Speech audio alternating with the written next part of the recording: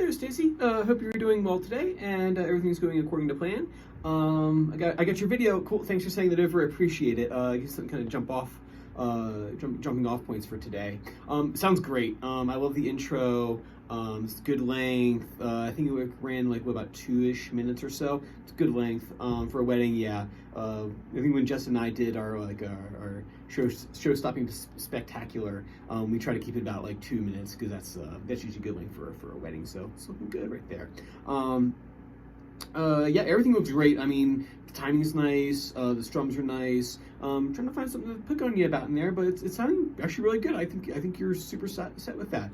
Just like one thing at the end, you kind of do like a little fast little thing with your fingers with the strum. Let me show you something. Another option that you have out there is that when you get to that last chord F, ooh, that's out of tune, but it's all right. We'll make that work for now.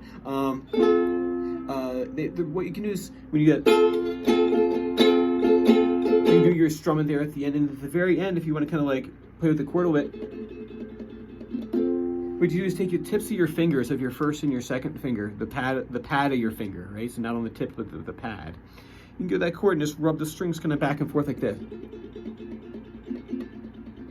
So you just kind of go, one more time. So I was doing like a,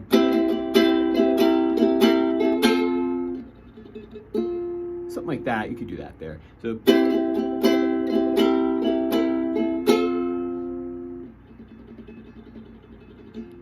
is a way to kind of finish it off. So that's what I would do there. It's just something easy that you can add into it.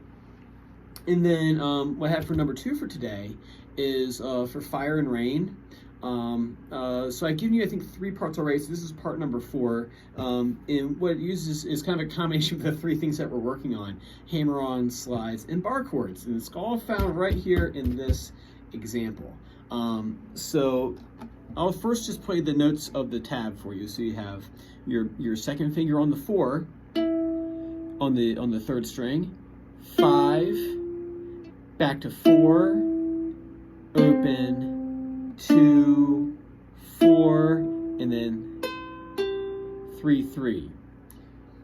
So what you do first is you'll take the first technical challenge of it, which is basically doing the hammer-on from 4 to 5. Making sure you're listening for that clicking sound like we talked in the last video.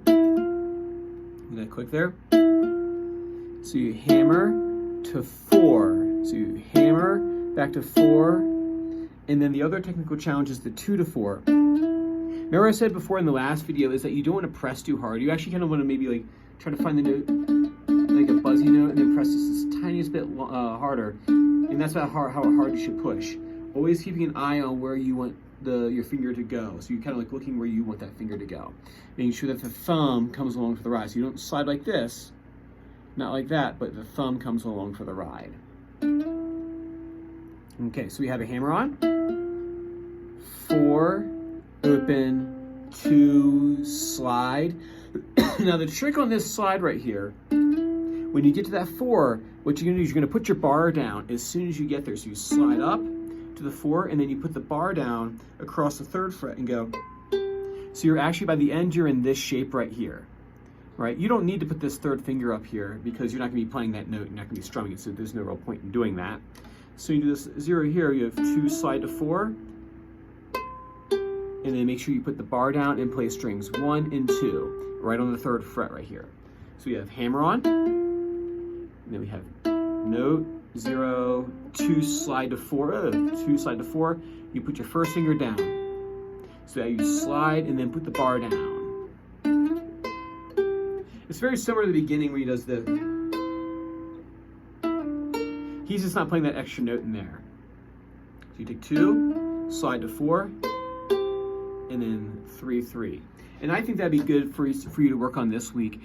Shoot me over a video of you doing more of the wedding song if you want that kind of funky strum right there.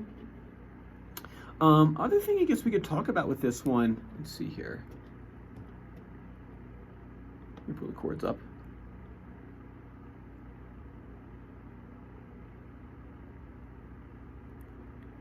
Because I was thinking about having you solo over top of this one, but so you're in the key of, what could you solo over top of it with? This will be a tricky one for the uke because I think you probably want to put it in like like a B minor, sorry, D minor or something like that. But yeah, so yeah, for this one, I don't think maybe not solo over this one. This one would be a harder one to solo over top of. I think what I would do for this one is try putting those bar chords in with the C chord. So say if you're playing the chord changes, you have a D minor, and then going to the C. I would maybe try doing like the C chord rather than doing it down here, going up here to do a bar. And let's see here if I'm missing anything. I think we got pretty much the song. Yeah, that's pretty much the song right there. So I want you to do for next week, play me some more of I want these intro parts here. So I want to hear parts 1, 2, and 3 from the beginning of the song if you want to play those for me next week. And then I think there's a tiny bit more of the intro to do. But as far as strumming goes, if you want to maybe start thinking about what you want to do next, you can send over like one of the hymns that you like. Are always good. We can do the Hawaiian song. These guys are great right here, so you can maybe look on their website and see if something jumps out at you.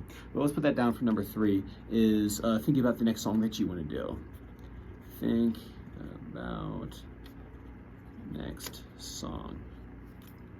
Cool. So work on those 2 things. Work on that rubbing strum for the F chord at the end of your wedding song, and then the next part of Fire and Rain. Well, cool. So let me know how everything's going over there, and everything's moving smoothly the way it should. And if you want to swing on by, you just let me know, or if not, I'll just send another video for next week. All right, Stacey, I'll see you next time, okay? Take care now.